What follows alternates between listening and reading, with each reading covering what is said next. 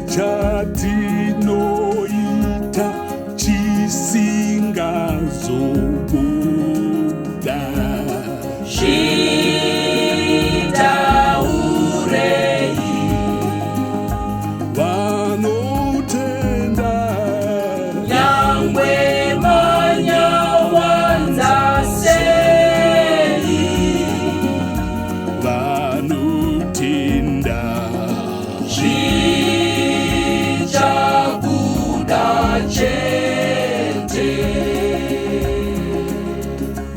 Proverbs chapter 15 verse 3 says, "The eyes of the Lord are in every place, beholding the evil and the good."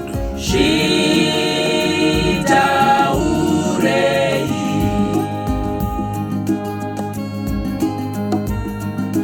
nyangwe manyawanza sei.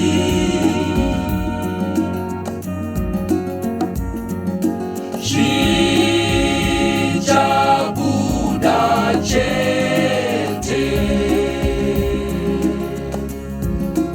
Rina manyanga ariputirwi vana baba. Zvitaurei Vana baba nyangwe manyawanza sei. vana baba vangu Zvichabuda chete. rina manyanga ariputirwi vana mai vangu. Zvitaurei Vana mai vangu nyangwe manyawanza sei. vana mai vangu. Zvichabuda chete. Prophet Jeremiah 23 verse 24. Can anyone hide himself in secret places that I shall not see him? Says the Lord. Do not I fill heaven and earth? Says the Lord. Hallelujah. Nyangwe manyawanza sei.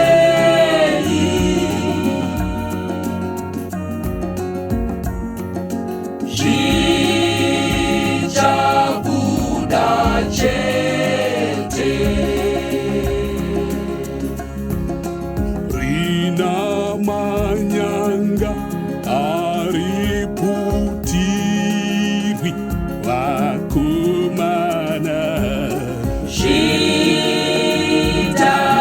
Zvitaurei Vakomana nyangwe manyawanza sei. vakomana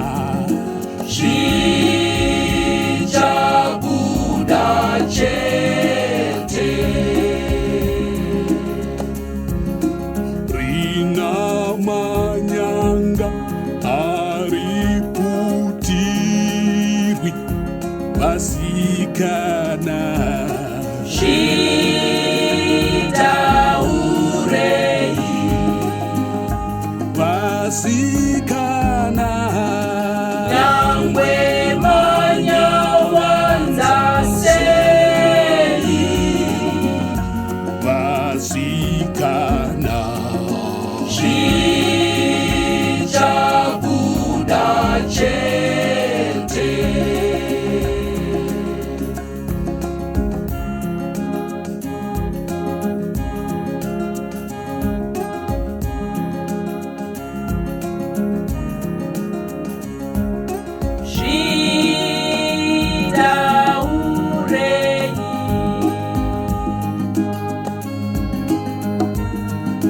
Nyangwe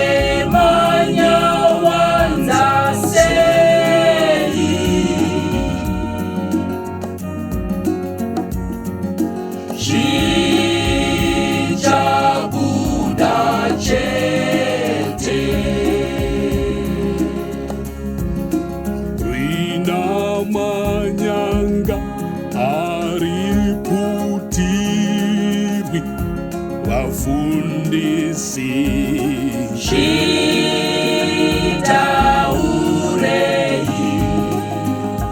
vafundisi nyangwe manyawanza sei vafundisi zvichabuda chete. Luke chapter 12 verse 2. For there is nothing covered that shall not be revealed, neither hid that shall not be known. Hallelujah. Zvitaurei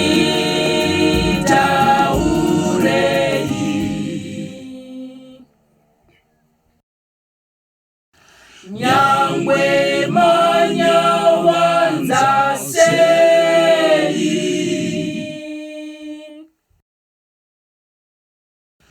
zvichabuda